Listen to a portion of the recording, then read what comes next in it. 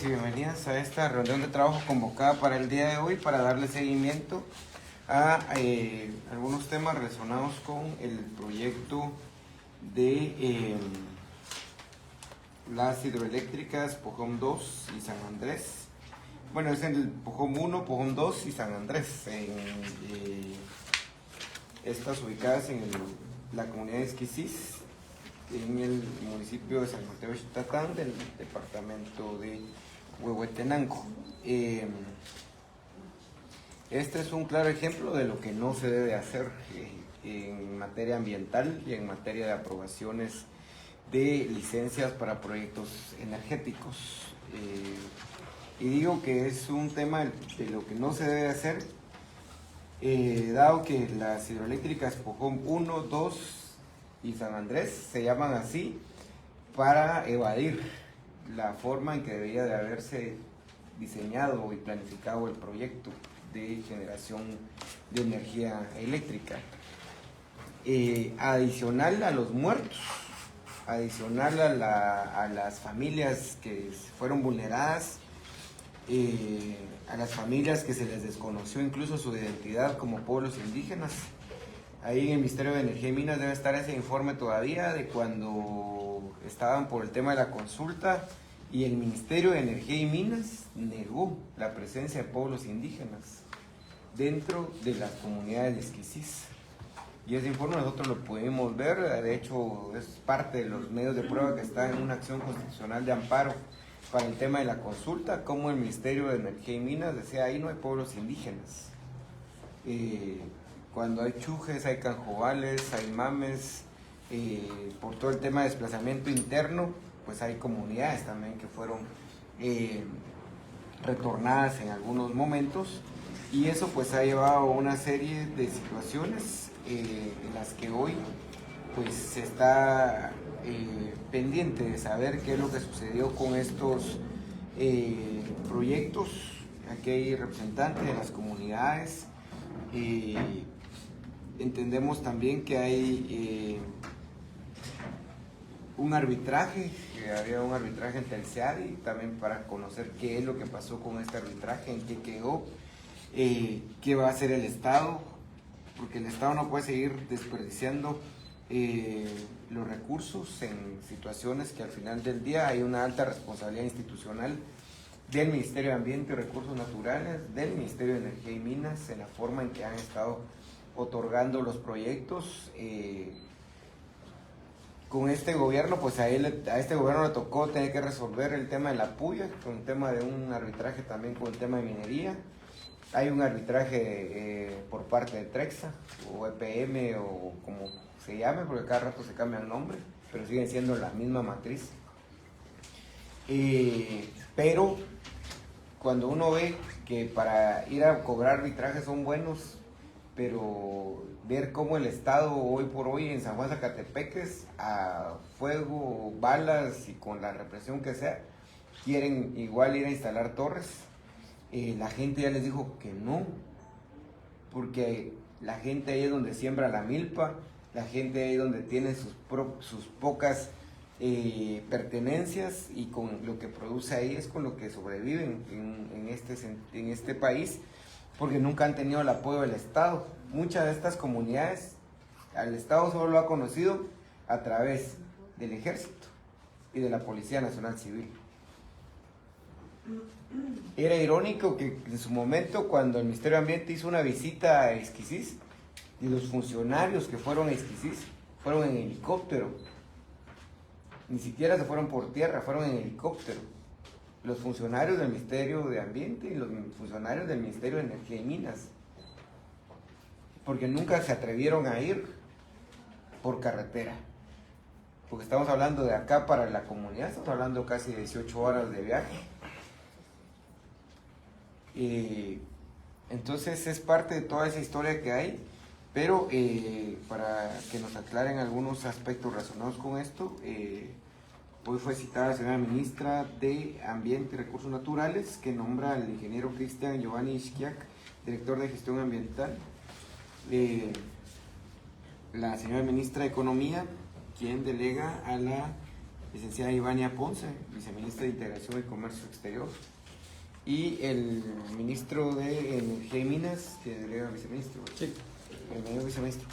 Entonces, bienvenidos y bienvenidas. Es para abordar el tema de estas hidroeléctricas. Iniciaríamos con el Ministerio de Economía. Viceministra, ¿cuál es el estatus actual? Muchas gracias, honorable diputado. Pues el estatus del arbitraje es finalizado el 31 de marzo del 2025. Lamentablemente, en este laudo, así se le llama la sentencia final que emite este tribunal arbitral, pues la República de Guatemala fue condenada al pago de 64 millones de dólares y aproximadamente 5 millones por daños. Actualmente, pues nosotros, utilizando los recursos que estos foros nos permiten, presentamos un recurso de anulación. Este recurso se solicitó con el objetivo de revertir este laudo, ¿verdad? Y que sean nuestros argumentos validados por una nueva comisión, también conformada por 3 árbitros independientes, por decirlo así. Pues actualmente, el 1 de junio, presentamos ya el escrito formal y se está siguiendo el proceso conforme fue establecido ya en una orden procesal. Okay. Son 61 millones los que ellos reclaman. Ellos reclamaron 180 millones. Okay. El tribunal nos condenó por 64 más 5. 64 millones y 5 de daños. Serían 69 millones de dólares. Así es. ¿Qué es lo que lleva a este tribunal a determinar que el Estado de Guatemala tiene que pagar 64 millones de dólares? Fíjese que el laudo fue muy interesante porque no ganaron por mayoría de los votos del tribunal. Hubo una opinión disidente en la cual este árbitro, llamado Raúl Vinuesa, pues emitió su opinión indicando que no correspondía condenar a Guatemala porque se había determinado que la inversión no estaba protegida, ¿verdad? Al ser, como nosotros lo argumentamos, pues inversionistas, supuestos inversionistas extranjeros. Okay. ¿Qué empresa fue la que interpuso este arbitraje? El arbitraje lo interpusieron a través de una empresa panameña nombrada Energía y Renovación Holding. ¿Cómo se llama? Energía y Renovación Holding.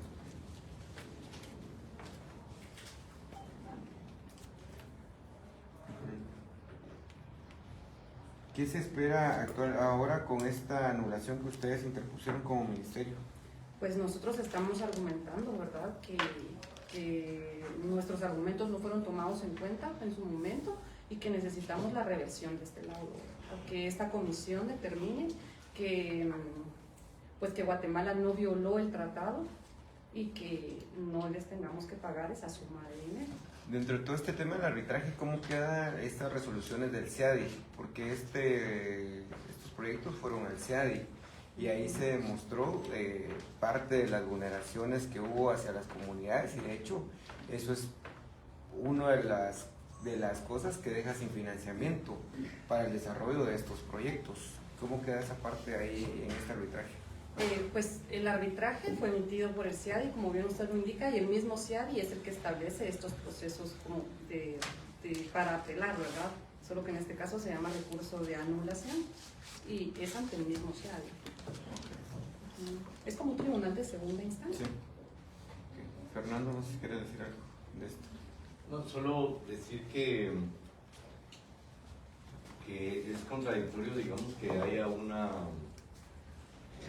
que la empresa mintió, porque los propietarios de la empresa presentaron esto como una empresa internacional, pero en realidad pertenece a un grupo empresarial guatemalteco, Los Castillo, que es pertenece a una de las ramas de la familia Castillo, los propietarios de la cervecería centroamericana. Entonces, esto está ampliamente documentado, cómo ellos mienten hacen pasar como que la inversión es una inversión extranjera cuando está inscrita en Panamá, pero el capital es un capital nacional.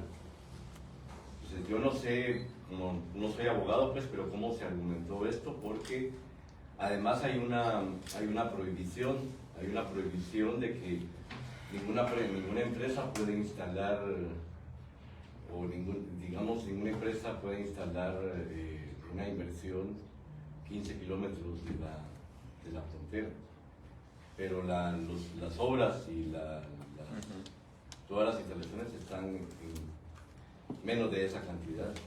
O sea, son cuestiones que están ahí, pues están ampliamente documentadas, hay documentos, hay evidencia objetiva, digamos, y esos son factores que deberían de ser tomados, podrían ser argumentados, ¿no? Pues le puedo asegurar que nosotros desde el arbitraje y ahora en la anulación, esos son nuestros argumentos principales, ¿verdad? Tal cual usted lo mencionó, el artículo 123 de la Constitución, que no permite que hayan empresas extranjeras con propiedades a 15 kilómetros de la frontera, y de igual manera el hecho de no haber sido transparentes, ¿verdad?, al demostrar su constitución corporativa, ¿verdad?, que era una empresa panameña administrada por empresas guatemaltecas y guatemaltecos. Esos son nuestros argumentos principales. Esos argumentos los presentamos en el arbitraje y están siendo defendidos a través de la anulación. Y solo valdría la pena traer a colación cómo se instala la empresa y con qué nombre. La empresa originalmente era Proyectos de Desarrollo Hídrico, también de inversionistas nacionales. Es el gobierno de Otto Pérez el que le da amplia cobertura, el que instala el destacamento militar ahí, bajo el argumento de que el ataque al narcotráfico y cuidar las fronteras, pero el destacamento y la subestación se han convertido como son los que fundamentalmente han reprimido y han cuidado a la empresa. De hecho, están en propiedad de la empresa. Y están digamos, las instalaciones están en la propiedad, o donde estaban las instalaciones de la empresa. Digo esto porque desde el principio la empresa que tenía proyectos de desarrollo hídrico era Capital Nacional, y de ahí se pasa a Energía y Renovación, que así es como se llama allá en la microrregión de Isquisís, pero como ya lo dijo la viceministra, la empresa inscrita en Panamá es Energía y Renovación Holding. Pero originalmente la empresa, y sigue habiendo participación de los propietarios originales en Energía y Renovación. Lo que pasa es que se constituye con otros nombres, pues. Eso hay que tenerlo en cuenta también. Sí, de hecho sí está en propiedad, porque aquí tengo un informe del Ministerio de la Defensa al respecto de conformidad a lo informado por el Estado Mayor de la Defensa Nacional y lo dictaminado por la Dirección General de Asuntos Jurídicos del Ministerio de la Defensa Nacional. Me permito manifestarle que el destacamento militar de Isquisís no se encuentra ubicado dentro de un inmueble que pertenezca al Ministerio de la Defensa Nacional. Y eso complementado con el informe de la Policía Nacional Civil, que indica que había un contrato entre el señor Inés Nilifonso Villatoro Galindo y la empresa denominada Energía y Renovación, y que este contrato de arrendamiento entre el señor Inés Nilifonso Villatoro Galindo en la fecha 14 de diciembre de 2022, a través de un manuscrito, le informa el jefe de la subestación policial 4373 de referir el DEA sobre la no continuación de arrendamiento de ese inmueble a la empresa de Energía y Renovación, por lo cual solicitaba la entrega inmediata y desocupación de su propiedad. O sea, tanto la PNC como el Ejército han estado en propiedades o en lugares donde han sido arrendados por esta empresa. Energía y Renovación, que en realidad creo que así aparece incluso con esos nombres aparecen también las licencias ambientales en el Ministerio de Ambiente y Recursos Naturales. Pero director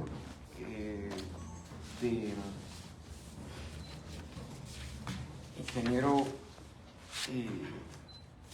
Cristian Schiak, ¿cuál es el estatus actual de estas licencias ambientales de las hidroeléctricas Pojón 2, San Mateo y San Andrés?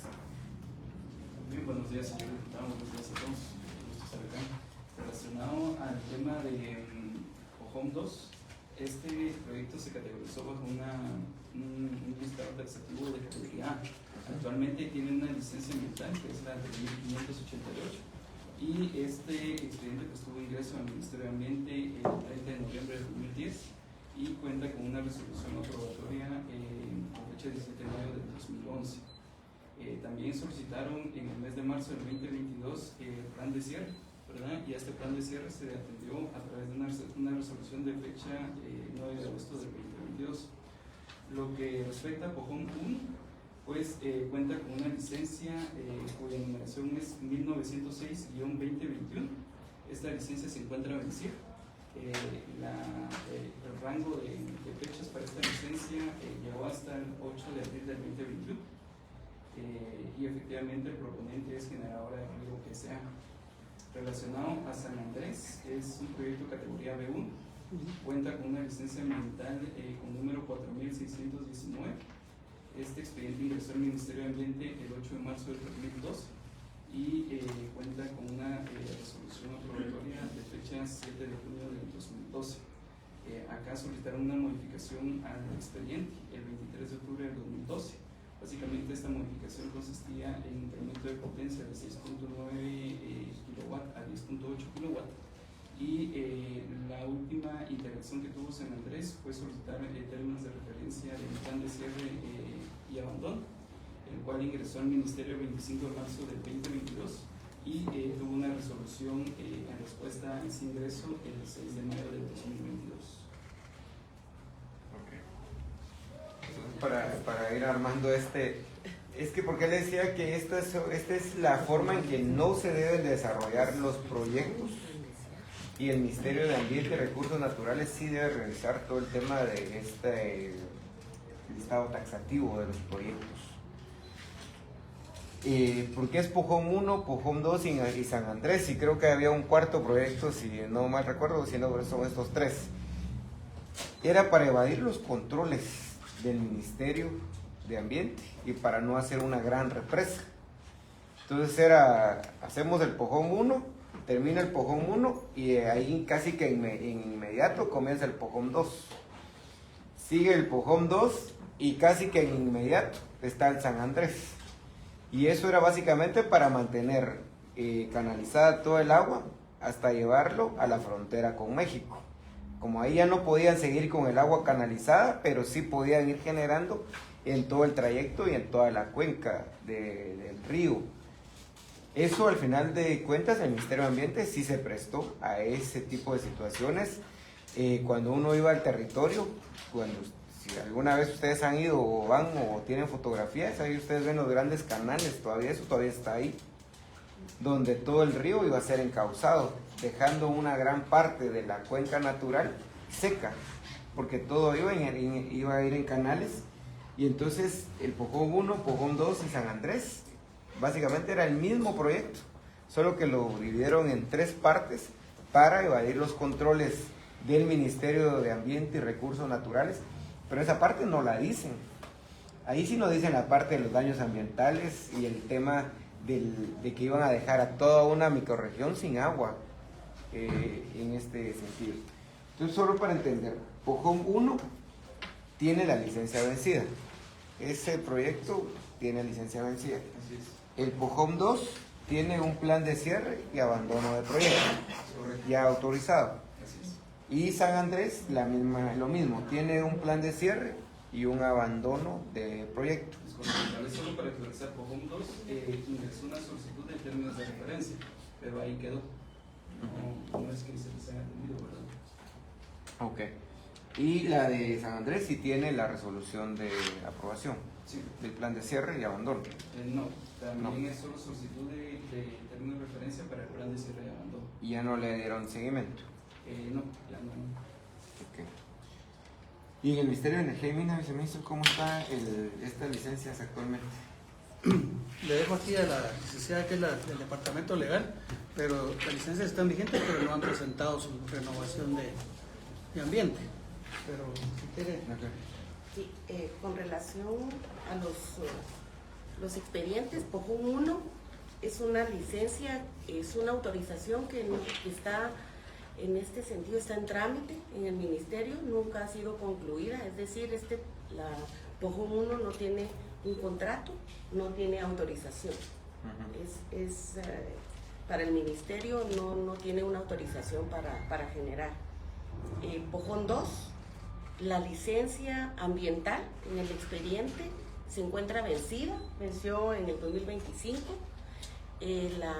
La entidad en este caso no ha presentado tampoco la licencia o la renovación de la misma. En el mismo sentido también San Andrés tiene la licencia vencida y no la ha presentado tampoco. Se le ha preguntado al administrador del mercado mayorista porque ellos no están generando tampoco, entonces el proyecto se encuentra suspendido por las situaciones que han habido en el área. Y como bien mencionaba la señora viceministra, el Ministerio de Energía y Minas otorgó contratos a San Mateo, Sociedad Anónima, y a San Andrés. Energía y Renovación Holding no tiene contrato con el Ministerio de Energía y Minas. Son San Mateo y San Andrés, Sociedad Anónima, en el cual la integran socios guatemaltecos.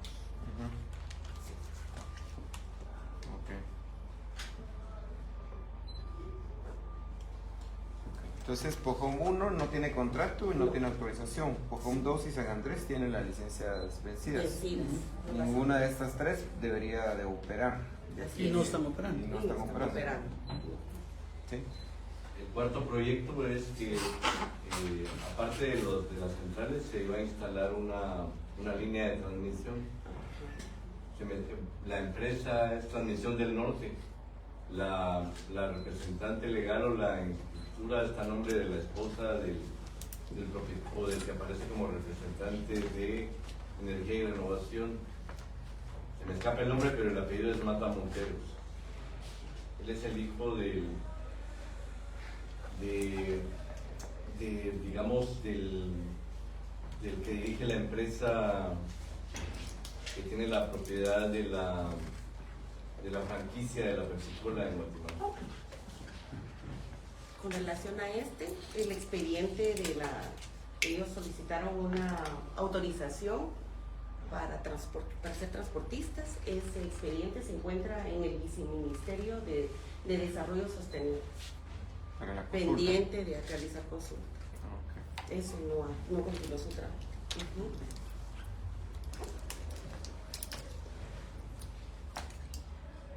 Sí, es que, miren, una de las cosas que son un poco contradictorias es que se ha, digamos, dar algunas resoluciones que es lo que deja sin financiamiento a este proyecto, que una parte del financiamiento de este proyecto iba a salir de un banco internacional. Se demostraron todas las vulneraciones a derechos humanos, ambientales, y por el tema de las salvaguardas que tienen estos bancos y su financiamiento, es que finalmente deciden, como medida precautoria, llamémoslo así, es suspender el tema del financiamiento y dejar sin financiamiento estos proyectos. Era como el banco no iba a arriesgar sus recursos para financiar un proyecto que no se sabía en aquel momento si iba a ser o no exitoso, por llamarlo de alguna forma, pero además por la serie de ilegalidades en estos expedientes administrativos, pero también por toda la conflictividad social existente en aquel momento. Ahí han habido muertos, ahí todavía hay algunas muertes que están siendo investigadas por el Ministerio Público en este sentido. La presencia del Ejército, la Policía Nacional Civil, que no entendí todavía por qué sigue estando la PNC y el Ejército en esa área. No tiene ningún sentido, nunca tuvo sentido que la PNC y el Ejército estuviera ahí. En todo caso, si querían colocar un destacamento en la frontera, no ese es el punto donde deberían de estar más hacia la frontera. Pero, y ahora que tenemos estos informes de PNC, donde incluso está hasta un contrato de arrendamiento en el lugar donde estaba la empresa, deja muchas más dudas todavía de cómo es que efectivamente se ha estado manejando la parte de seguridad, pero también la parte administrativa. Entonces, compañeros de la comunidad, no sé si ustedes quieren decir algo. Sí, buenos días a todas y todos. Lo que quiero exponerles en esta ocasión es sobre los proyectos hidroeléctricos que ya cada uno pues han mencionado, y aquí el diputado también. La empresa, cuando llega a la microrregión, llega pues mintiendo a las comunidades, diciéndoles, ofreciendo proyectos de desarrollo, pero después nos fuimos dando cuenta que el desarrollo era para la misma empresa, no para las comunidades, porque la empresa mintió diciendo que iba a dar energía a todas las comunidades, cuando yo creo que por ley, o sea que hay una ley donde no permite hacer eso en las comunidades. Aún así, impusieron esos megaproyectos en el territorio. Lo que hizo esta empresa fue generar violencia, división, tanto a nivel comunitario, a nivel familiar, a nivel de iglesia, a nivel de todo. No solo eso, también generando violencia con estas instituciones públicas, la policía y el ejército, que causaban intimidación, represión. Después dijeron ellos de que no existían pueblos indígenas. Entonces, ¿dónde estamos nosotros? Ahí violaron nuestros derechos como pueblos, nuestros derechos colectivos, las costumbres, las tradiciones que se viven en las comunidades. Entonces esta empresa siguió operando, pero cuando el banco se dio cuenta de todo lo que la empresa estaba haciendo, fue cuando le retiró el financiamiento, porque el banco investigó y se dio cuenta de todo lo que ellos estaban haciendo. Desviaron los ríos, perforaron un cerro, destruyeron altares arqueológicos, donde muchas veces pues son templos culturales donde se practican las ceremonias mayas. Eso lo destruyeron, desviaron los ríos, y cuando empezaron a hacer el desvío, hay comunidades que en el tiempo del verano se secan los nacimientos, entonces la gente acude a usar agua del río. Entonces había comunidades que se iban a quedar sin agua, y después de perforar el cerro se quedó un hueco en el cerro, y esto pues nos preocupa bastante por los riesgos, los impactos que esto puede generar. Para el tiempo del invierno, este cerro se llena de agua, y abajo de este cerro está la comunidad de Bellalinda, San Francisco, el Platanar, comunidades que están pobladas pues de personas. Entonces el riesgo que corren estas comunidades. Entonces nos hemos dado cuenta de todo eso, pues, o sea, todo el daño que fue a generar esta empresa. Entonces, ¿a cuál le llaman ellos desarrollo? Solo llegan a destruir. Y después la contaminación de los ríos, por ejemplo, el río Negro, el río Yalhuitz, que toda la chatarra, todo el metal lo dejaron ellos ahí. Entonces, ¿qué va a pasar con eso? O sea, ¿cómo protegemos o cómo cuidamos el medio ambiente con toda esa contaminación que la empresa fue a generar en nuestro territorio? Entonces es una situación bastante preocupante para nosotros como pobladores de la región, porque siempre nuestros ancestros, nuestros abuelos han vivido ahí, y ahí estamos, y llega la empresa a imponer sus megaproyectos. Entonces ahora la empresa quiere que se le reintegre el dinero, pero ¿cómo? Todo el daño que ellos causaron, entonces no es justo de que ellos puedan decir que se les reintegre o que se les reponga dinero. Entonces esos son el problema que hemos tenido. Llegan mintiendo que este proyecto, que bueno, pero al final no es así.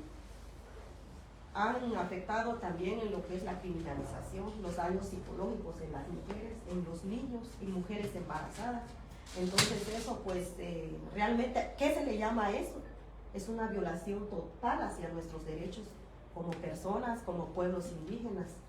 Entonces yo pues quisiera ver que ustedes tomen carta en el asunto, que tomen esto muy en cuenta, que seamos pues más humanos y tomar en cuenta toda esta situación de todo el daño que ha hecho esta empresa en nuestro territorio. Ok. Solo se me olvida algo. Sí. Allá también asesinaron a un compañero defensor que desde la tercera edad, Sebastián Alonso Juan. Quien lo asesinó fue la seguridad de la empresa. Entonces nosotros no entendemos por qué está la policía y el ejército ahí. Dice que para cuidar a los ciudadanos, pero no hacen nada. Al contrario, solo reprimen, intimidan. La gente ha vivido siempre en armonía, entonces ya cuando ven ahí al ejército o la policía ahí armada, ¿qué causa eso? O sea, pues son cosas de que no, o sea, no van de acuerdo pues a las costumbres de nuestras comunidades. Director Ishak, algunas preguntas que tengo. ¿Cuentan estas empresas aún con seguro ambiental vigente? En las resoluciones, que yo le puedo dar una copia, que efectivamente sí se tenía el seguro de caución, o sea, sí se contempló. Pero ahorita con esto de que ya habían iniciado casi que su proceso de cierre y algunas cuestiones que tienen licencias vencidas, porque si no mal escuché, en el Ministerio de Energía y Minas aparecen las licencias ya vencidas. Sí, las tenemos, no han presentado vigentes, las ambientales, la licencia ambiental, O sea, puede ser que las tengan En vigentes. ese contexto el seguro ya no O sea, por eso, si aquí con ellos ya aparece vencidas, seguramente ya con ustedes habrá que actualizar, debe estar igual. Sí, lo que pasa es que lo que hacen estas empresas es se les otorga una licencia. Por ejemplo, le voy a poner un caso práctico, la de Ojón 2, que fue en el año 2011. Y lo que hacen consecuentemente es renovar una renovación. Por eso es que a la fecha tienen vigente la licencia, porque la última renovación la hicieron este año. Pero efectivamente el seguro, ya en este contexto que están mencionando, pues no aplica. No tendrían seguro ambiental vigente. Ok. El 5 de junio del 2024 se realizó una visita intergubernamental en la que participó tanto el MAR como el MEM para conocer el estado de los proyectos de la microrregión de Esquisís. ¿Tienen información de estas visitas y qué fue lo que encontraron de esta visita en el 2024? Sí, en los registros del Departamento de Control y Seguimiento no Debe estar en cumplimiento legal. Posiblemente, pero yo me quedo con la tarea de publicar. Y en el caso del Ministerio de Energía y Minas, ¿saben de esta visita? No tenemos conocimiento. Sí, la visita fue una visita que varias instituciones gubernamentales realizaron con Red, el MEM, entiendo que el Ministerio de Ambiente, Segueplan. Esto fue hace 2 años y en ese momento las instituciones que estaban ahí, que fueron a ver las obras, porque las obras están ahí, es decir, todas las construcciones están ahí se quedaron. Se comprometieron a dar un informe cada uno y este es el momento 2 años después de que no hay ningún informe emitido. Sabemos que hay un informe, la única que emitió un informe fue la Conred, pero los demás, al menos nosotros no sabemos que esos informes hayan sido presentados y ese fue un compromiso que adquirieron frente a las personas de las comunidades. Iban a emitir informes sobre lo que habían visto y sobre el estado de lo que ellos encontraron. ¿Sí? La otra cuestión es que todos estos daños, todos los impactos culturales, sociales, ambientales, la criminalización, están fundamentados en el informe del MISI desde el 2021. El informe del MISI, el MISI es la instancia propia del Banco Interamericano, del BID. Y el MISI llegó a hacer una investigación allá porque hubo una queja ante el BID de las propias comunidades. ¿Sí?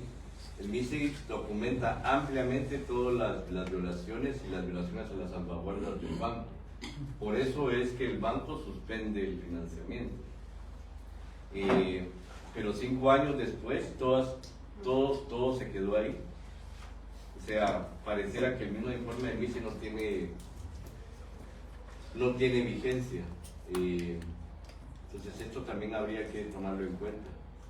Además de esta visita, pues se está a la espera de a ver qué va a pasar con estos informes, ¿no? Okay. Lo que le voy a pedir, señor viceministro y director, es que nos puedan mandar un informe para el día 1 de julio.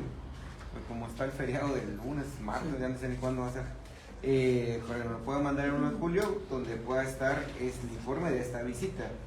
Sí, Puede vamos ser a que averiguar no, la visita. puede ser que no haya estado con ustedes, puede ser que ha estado el Ministerio de Desarrollo Sostenible. La unidad de gestión Entonces, socioambiental. para que nos también. puedan hacer esa verificación, igual con ustedes, si no fue su dirección, ¿qué dirección fue la que del Ministerio de Ambiente la que estuvo presente en esta visita para poder tener ese informe relacionado con esta situación? Y también ahí mismo le quisiera pedir, director y viceministro, si nos pueden mandar un informe actualizado del estatus ya real, tanto de las licencias ambientales en el Ministerio de Ambiente como con el Ministerio de Energía y Minas.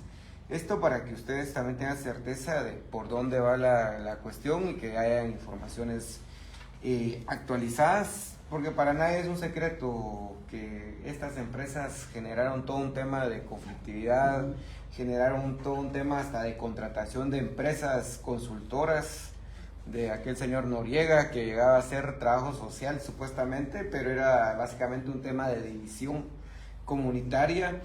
El desarrollo de las comunidades debe llegar, yo estoy consciente de eso y creo firmemente que el desarrollo debe llegar a las comunidades, creo que nadie está en contra de eso, pero que sea un desarrollo real, un desarrollo de sostenibilidad, un desarrollo donde la gente pueda ver que va a vivir mejor de como vivía hace 5 o 10 años, no que va a vivir peor.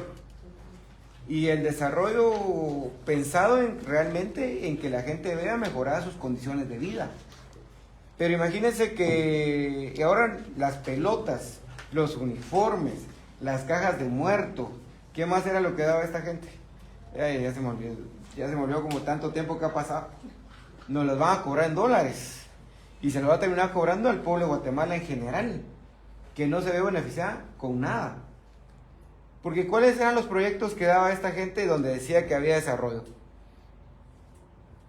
Juegos de fútbol, balones de fútbol. Incluso a la hora de revisar en el Ministerio de Ambiente y Recursos Naturales, en el Ministerio de Energía y Minas, si no los desaparecieron, ahí van a aparecer informes de que las empresas reportaban, incluso en algún momento, y empezaron a reportar que estaban dando esos beneficios. 20 puentes vehiculares, ¿y dónde hay? Escuelas, centros de salud, son puras mentiras. Y entonces, por ejemplo, yo visité, no tiene nada que ver con este tema de las hidroeléctricas, por eso se lo quiero poner como ejemplo. Visité un municipio donde está la palma africana. ¿Y cuál era el tema del aporte de la palma africana hacia la comunidad?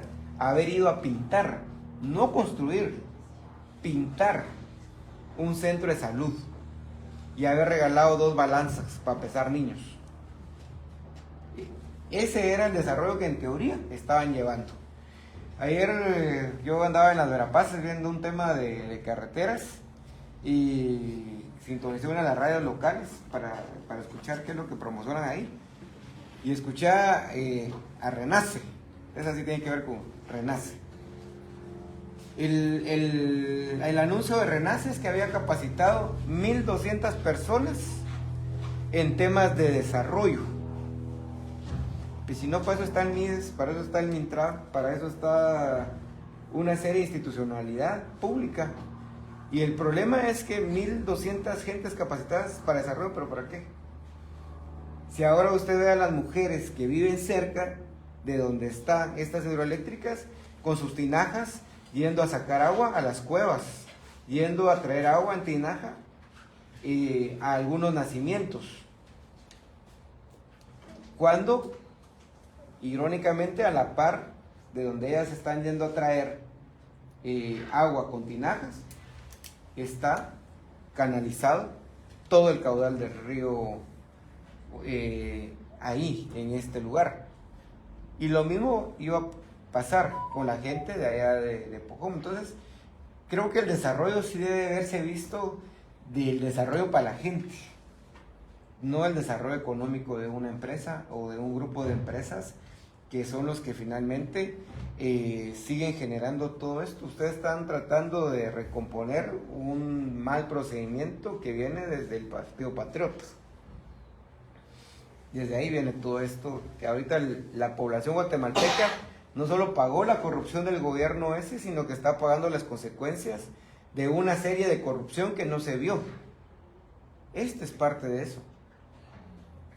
Cuando uno hace el análisis de licencias ambientales y licencias en el Ministerio de Energía y Minas, tanto en el tema de hidroeléctricas como en el tema de minería, en ese gobierno es donde se dispararon exponencialmente. Y cuando usted empieza a ver quiénes son los consultores de las, por ejemplo, en el tema del Ministerio de Ambiente, son 5 o 6 empresas consultoras y todas llevan a un tronco común. La empresa de la que era ministra de Ambiente y Recursos Naturales en ese momento, la exministra Sobenes. Entonces, toda la que venía de estas 6 empresas consultoras eran casi que aprobados en inmediato, y aunque fueran un copy-paste todas, porque en muchos casos así era un copy-paste. Habían algunas licencias ambientales donde el proyecto pudo haber estado para desarrollarse en Baja Verapaz, por decirle algo, pero decía que sus límites estaban con el centro comercial Miraflores y con los límites con la calzada San Juan. ¿Por qué? Porque habían tomado como base el estudio de impacto ambiental de un proyecto inmobiliario que se iba a desarrollar sobre la Roosevelt, para después presentar ese mismo estudio para desarrollar un proyecto hidroeléctrico allá en Baja Verapaz. Así funcionó eso. Y por eso le decía al inicio que este tipo de proyectos es de lo que no debe de hacerse en el país. Y por eso siempre dicen que los pueblos indígenas son los que destruyen. Pero usted va a un territorio indígena en Alta Verapaz y va a encontrar bosque. Todavía va a encontrar reservorios de agua limpia. Vaya a zona 10, zona 12, zona 11 y cuente cuántos árboles encuentra. Entonces ese es el tema. Y lo mismo pasó con Roja Pontilá. Ese es el otro proyecto hidroeléctrico de lo cual no se debe hacer en este país. Y si no es por comunidades que vivían cerca de este lugar, ahí lo que hubieran hecho es destruir Laguna La Chua con un proyecto hidroeléctrico. Y también, y ojo, porque ahí también querían irse por el tema del CIA, de ir a hacer su reclamo a través de estos temas de los arbitrajes, después de la destrucción ambiental que iban a hacer ahí. Pero lo mismo está en la Puya, con el tema del proyecto minero. Entonces, todo este tipo de situaciones, y seguramente el otro proyecto que va a venir luego, si siguen en ese enredo técnico ambiental, y es el proyecto de Cerro Blanco. Ese es minería, pero también van a estar en ese otro, y se lo digo a la viceministra de Economía. Creo que la institucionalidad del Estado sí debe empezar a coordinar de mejor forma cuál va a ser la política y cuál va a ser el nuevo ordenamiento jurídico para el desarrollo de proyectos de energía, de extracción en este país. Con la vieja ley de energía eléctrica no se puede seguir haciendo ningún proyecto más. Con la vieja ley de minería no se puede seguir haciendo nada más. Y si no, lo único que van a hacer es seguir cayendo en los mismos vicios de todo el tiempo, y lo único que va a pasar es que el Estado va a tener que seguir pagando millones de dólares por proyectos fallidos, donde la gente lo único que ha hecho es defender un derecho que ha tenido. La gente, por ejemplo, ahí el viceministro va a tener mucha tarea con esos temas de cuestiones energéticas, pero por ejemplo la gente en algunos momentos a Renace o a Sheik le preguntaron, mire, pero nos van a poder dar energía eléctrica gratis, por lo menos, pues, porque hay comunidades donde no hay energía eléctrica todavía. Y la empresa le decía, no se puede, porque una cuestión es el que genera, otro es el que transporta y otro es el que distribuye. Entonces nosotros solo generamos. Entonces nosotros no les podríamos dar. Lo que quizás podríamos hacer es buscar que la empresa que distribuye les dé energía a un precio más bajo. Sí, eso al final de cuentas no es lo que la gente espera, pero lo mismo pasaba allá con los compañeros de allá de la microrregión de Isquisís. Entonces, eso que creo que sí debe de empezarse a discutir más profundamente, el modelo de generación energética y el modelo de extracción minera y petrolera en este país, adicional al marco regulatorio para todo el tema de los estudios de impacto ambiental, todo el listado taxativo. Creo que para eso ya topó, y sí debe de empezarse a hacer un diálogo más abierto, generalizado, para poder tener mejores regulaciones que favorezcan también a la gente, no solo a las empresas. Si no, van a seguir teniendo problemas como el que tienen ahorita en el Pilar 1, ahí en San Juan Zacatepec. Todos los días hay reportes de la comunidad que llegan antimotines con Trexa.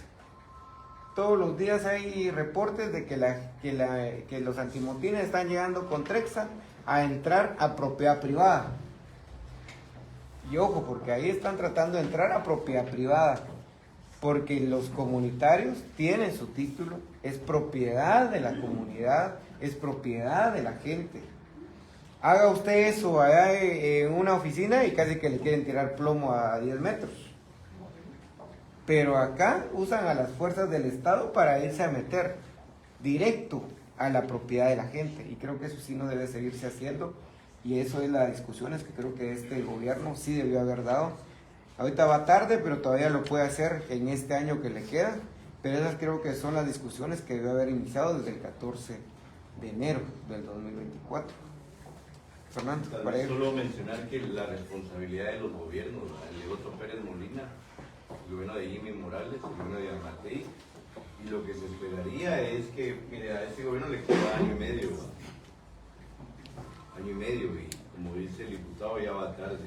Es decir, lo menos que se esperaría es que por lo menos este gobierno salve su responsabilidad, porque ya lleva 2 años y medio y lo desquiciza, así como otros proyectos, por ejemplo el de Río Dolores, la hidroeléctrica Santa Rita, que está en el área de Rocapo, Tilá, una hidroeléctrica que también no fue construida, y hubo represión, asesinato. Y hasta ahorita las licencias pues no están canceladas. Lo menos que se esperaría es que este gobierno, por lo menos en el año y medio que le queda, pueda por lo menos adelantar algo para ir resolviendo el problema de estos proyectos que, como ya vimos, y hay varios videos que ustedes pueden ver, digamos, no solo pueden ir a la microrregión y se van a dar cuenta que todo está ahí. Nadie asume la responsabilidad de esto. Y las comunidades están padeciendo los impactos, ¿va?, que ya se dijeron aquí. Entonces, por eso es importante poder localizar este informe de estas instituciones que llegaron hace 2 años. No conocemos informe alguno de lo que fueron a ver. Si me recuerda la fecha del 5 de junio de 2024. Okay. Ese día fue cuando estuvieron allá. Okay. 5 de junio de 2024. Con la fecha ya podemos nosotros tratar de ubicar. Porque... Estuvo el MEM, MAN, Segueplan, Conred, creo que estuvo el MIDES también, creo. Y no se conocen informes de esa visita. Entonces, por lo menos que en el año y medio que le queda a este gobierno pudiera adelantar, por lo menos decir, bueno, yo hice algo en función de ver cómo se resolvía la problemática allá, porque hasta ahorita ha habido, después del 5 de junio no ha habido una presencia de instituciones gubernamentales allá. Los únicos que están ahí es el ejército y la policía, pero después del 5 de junio no han vuelto a llegar ninguna institución allá, por lo menos no con esa envergadura.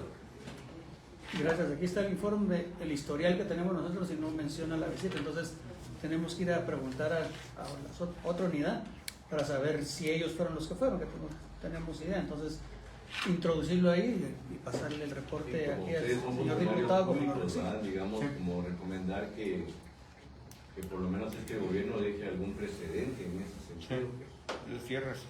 Sí, mire, para ir cerrando, creo que el Ministerio de Energía y Minas y el Ministerio de Ambiente todavía pueden hacer varias cosas, sobre todo en la parte regulatoria de este tipo de proyectos, y sobre todo para viabilizar algunas cuestiones pensadas en el país. Lo que decía Fernando, digamos, de lo de Santa Rita, ahí hay una masacre, la masacre de Zamocoche.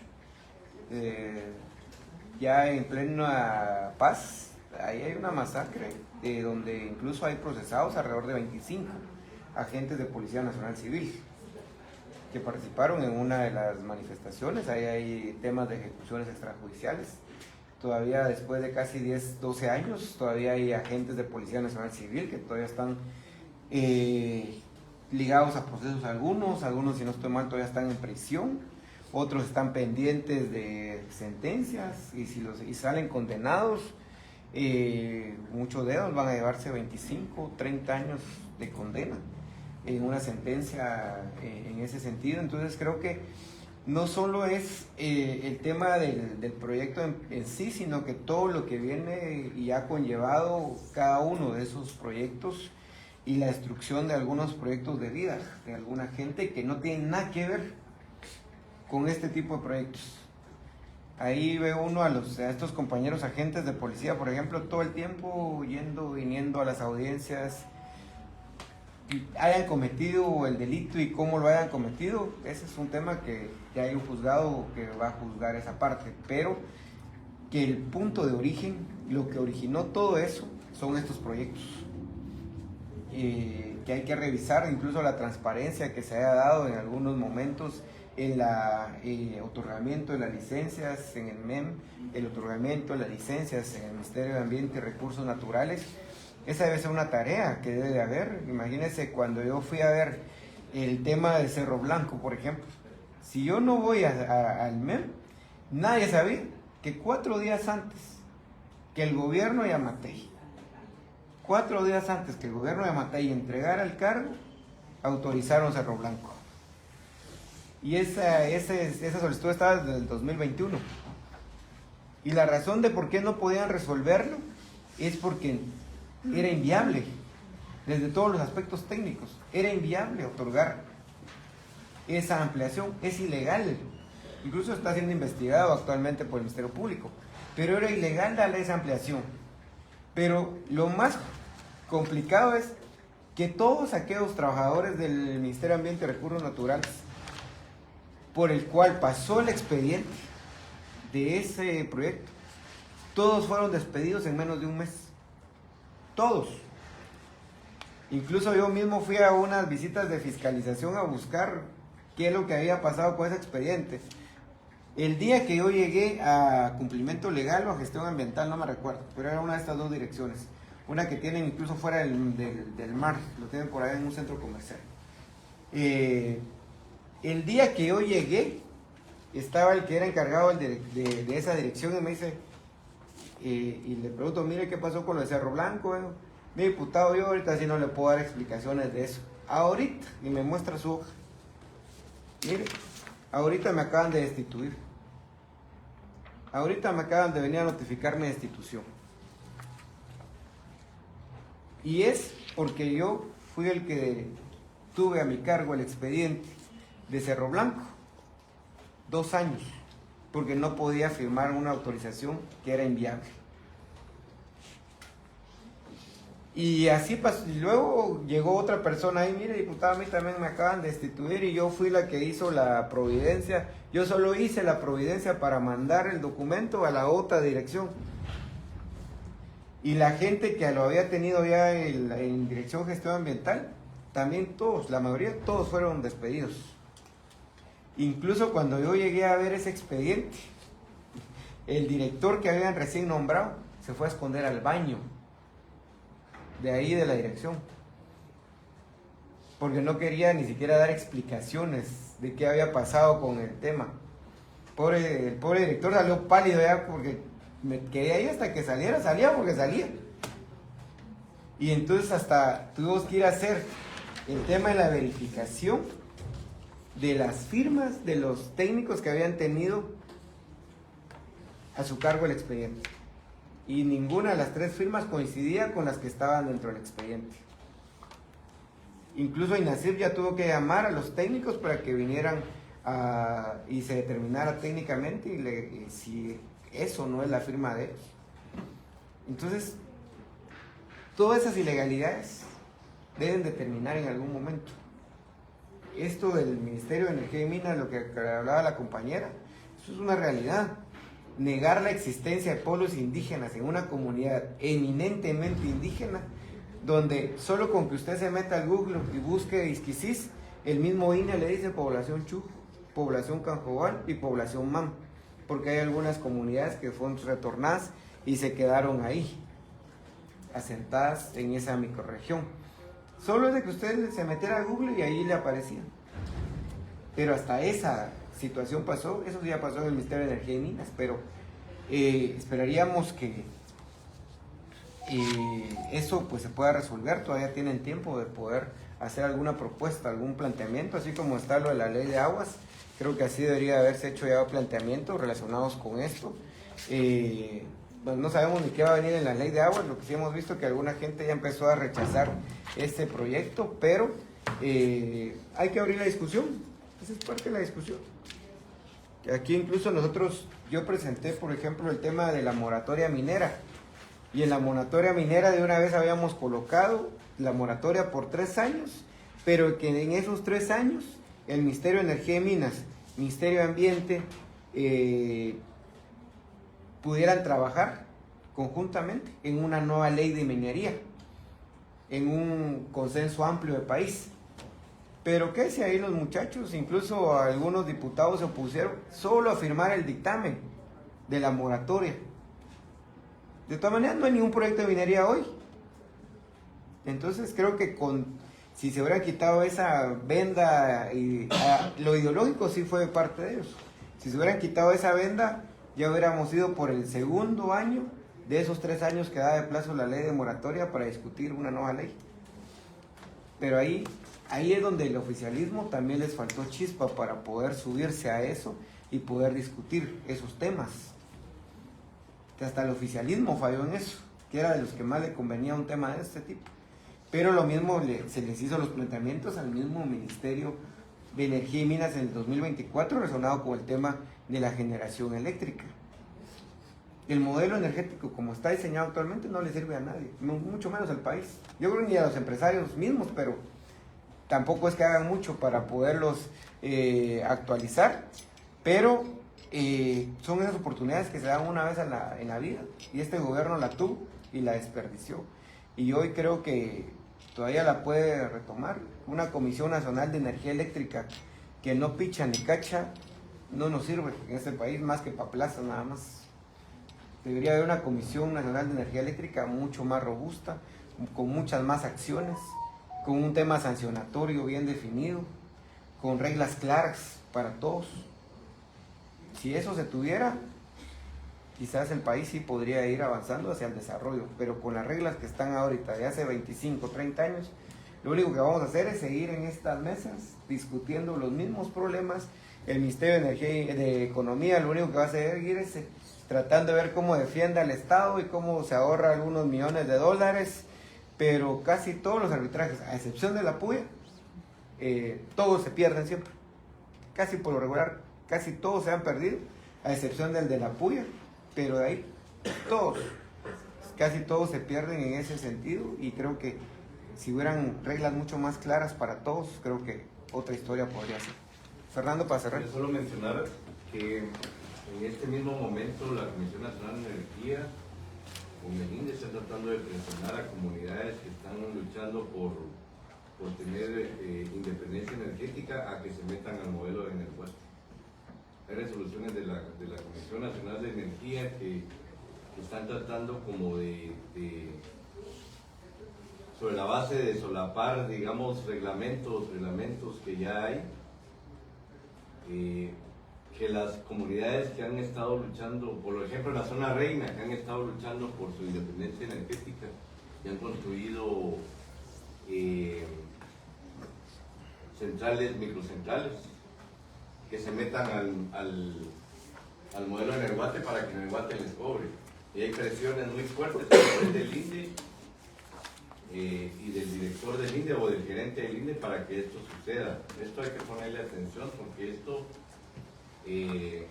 son de las cuestiones que están pendientes y donde el gobierno podría actuar, ¿ya? Porque el INDE es una es una institución gubernamental descentralizada y oídos del INPE. Entonces, eso, y hay un contubernio ahí con la Comisión Nacional de Energía para hacer ese tipo de presiones que van en contra de los intereses de las comunidades. Estas son cuestiones que yo creo que el gobierno debería de ponerle atención. Lo que está pasando enfrente de ellos.